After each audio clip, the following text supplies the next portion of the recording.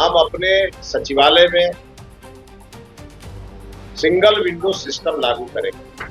Counters पर जो लोग आकर के अपनी शिकायत को रजिस्टर करेंगे उन्हें एक रिसीट भी मिलेगा और उस रिसीट में ही उस समस्या के समाधान का समय भी लिखा और अभ्यर्थियों से यही प्रार्थना करेंगे कि आप अपनी परीक्षा की तैयारी में जुटे, किसी के बहकावे में मत आए। सरकार आपकी है और आपके मन के अंदर जो भी आशा आकांक्षा है उसे सरकार पूरा करना अभ्यर्थी कह रहे हैं, क्या गुनाह है? लोकतांत्रिक तरीके से प्रदर्शन भी ना करे, प्रशासन। बहुत बहुत धन्यवाद आपका। आज ही टीचर पद के अभ्यर्थियों के प्रदर्शन निकालने के प्रयास को जबरदस्ती दबा दिया गया। आज ही शिक्षा मंत्री उदारता व्यक्त करते हुए बिहार के सभी विद्यार्थियों के समस्या और शिकायत निवारण संबंधी पोर्टल, शिकायत केंद्र और सिंगल विंडो जैसी शब्दावली का उपयोग कर रहे थे। इन्हीं शिक्षा मंत्री महोदय ने प्रेस के सामने कहा था कि लड़कियों को पढ़ने लिखने की जरूरत क्या है, उन्हें घर के काम में रहना चाहिए। नीतीश कुमार की सरकार के जगह पर सम्राट चौधरी की सरकार बनने के ठीक बाद शिक्षा मंत्री ने स्त्री शिक्षा के नीतीश प्रयास पर कुठाराघात किया था। बिहार में शैक्षणिक सुधार द्वारा लड़कियों को बड़े पैमाने पर प्रोत्साहन देने की उपलब्धियों पर पानी डाल दिया था। शिक्षा मंत्री मिथिलेश तिवारी ने विद्यार्थियों के शिकायत और निवारण दोनों के लिए सिंगल विंडो सिस्टम बनाने की घोषणा की। 7 तारीख को जैसे ही मंत्री परिषद का गठन हुआ, अगले ही दिन हमने अपने विभाग का कार्यभार संभाला। तो कभी हम भी छात्र थे और इसी बिहार विद्यालय परीक्षा समिति से हमारे भी समस्या का निवारण होता। जो समस्याएं उस समय हमें आती थी वही समस्याएं आज के छात्रों को भी आती होंगी। ये हमारे मन के अंदर ये भाव बनने के तुरंत बाद जब यह मंत्रालय मेरे पास आया तो बिहार के कोने कोने से लोग हमें शुभकामना भी देने आए और अपनी समस्या को लेकर के भी आए। तो हमने ये इच्छा व्यक्त की, प्रिंट मीडिया, इलेक्ट्रॉनिक मीडिया के माध्यम से हमने इस बात को कहा कि आने वाले कुछ ही समय में हम अपने सचिवालय में सिंगल विंडो सिस्टम लागू करेंगे। जो कभी गुजरात में उस समय के तत्कालीन मुख्यमंत्री और आज के वर्तमान प्रधानमंत्री आदरणीय नरेंद्र मोदी जी ने लागू किया और उसे मुझे जाके देखने का भी अवसर मिला। तो मेरे मन में ये भाव था, हमने इसकी इच्छा जाहिर की और आज मैं बहुत बधाई दूंगा आनंद किशोर जी को, जिनके नेतृत्व में बिहार विद्यालय परीक्षा समिति का कार्य पिछले कई वर्षों से बड़े ही अच्छे ढंग से संपादित हो रहा है।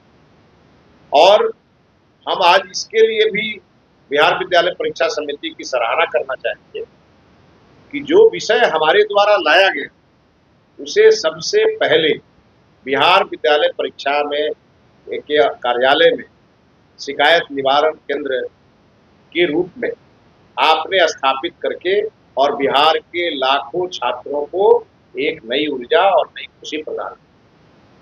हम जानते हैं कि गांव से कोई भी छात्र जब पटना आता है, जब कोई रिसीट कटाने आता है तो परेशानी होती है। रिसीट जमा करके, आवेदन जमा करके चला जाता है, फॉलोअप में परेशानी होती है। कई प्रकार की परेशानियां होती है जो ऊपर के लेवल पे जा नहीं पाती।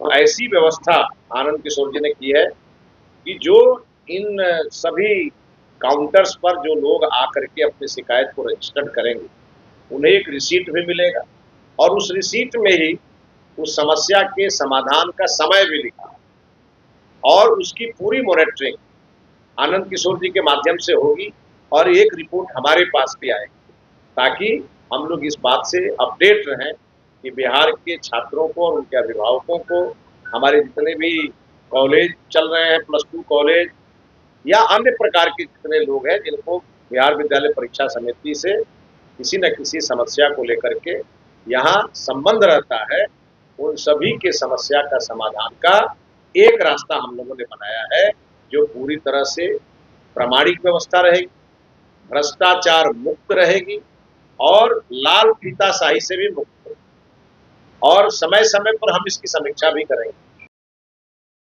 जब मंत्री प्रेस को संबोधित कर रहे थे तब उनसे पूछा गया कि उन्होंने आज के प्रोटेस्ट के लिए कोचिंग चलाने वालों को जिम्मेदार ठहराया है। मंत्री ने नागपुर और मुंबई से कोचिंग संचालक के हवाई जहाज से पटना आने वाले व्यक्ति का जिक्र किया। उनके पटना हवाई अड्डा पर उतरने के बारे में किसी वीडियो का बिना स्पष्ट परिचय के मंत्री ने प्रेस को कोचिंग संचालकों पर जिम्मेदारी डाल दी। बिहार विद्यालय परीक्षा समिति कैंपस में आनंद किशोर ने आज के दिन से ही व्यवस्था बना दी है, जिससे हर एक विद्यार्थी गारंटी और लाभ प्राप्त करेगा। जो छात्र शिकायत लेकर आएंगे उन्हें राशि दिया जाएगा। राशि पर ही लिखा रहेगा कि कितने दिनों में समस्या का निवारण होगा। मंत्री इस सवाल पर मौन रह गए जो प्रेस सम्मेलन पूछा गया था, क्या शिक्षक अभ्यर्थियों को जनतांत्रिक तरीके से सवाल पूछने का अधिकार नहीं है। मिथिलेश तिवारी ने पोर्टल बनाए जाने की भी घोषणा की। मंत्री के प्रेस सम्मेलन में साथ में परीक्षा समिति के प्रधान आनंद किशोर भी थे, जिन्होंने बिहार स्कूल एग्जामिनेशन समिति की व्यवस्था को सुचारू और समृद्ध बनाया है। उनसे पत्रकारों ने टीआरई 4 परीक्षा के बारे में जानना चाहा। मंत्री ने कहा कि जरूरी तैयारी की जा रही है और बहुत जल्द ही परीक्षा का शेड्यूल जारी कर दिया जाएगा। पत्रकारों में से एक ने पूछा कि क्या लोगों को जनतांत्रिक तरीके से अपनी बात रखने का और विरोध प्रदर्शन करने का अधिकार नहीं रहेगा। इस सवाल को नजरअंदाज करते हुए मंत्री ने प्रेस सम्मेलन बीच में ही छोड़ दिया।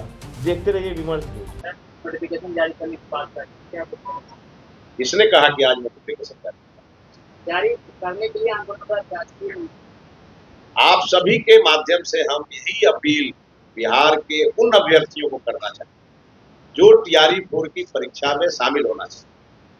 माननीय मुख्यमंत्री जी ने शिक्षा विभाग को निर्देशित किया है। शिक्षा विभाग की इंटरनल तैयारी चल रही है। हर प्रकार की जो उसके अंदर जो समस्याएं हैं, उन समस्याओं का समाधान कर बहुत अति शीघ्र हम लोग उसका शेड्यूल जारी करने वाले हैं और अभ्यर्थियों से यही प्रार्थना करें कि आप अपनी परीक्षा की तैयारी में जुटे, किसी के बहकावे में मत आए।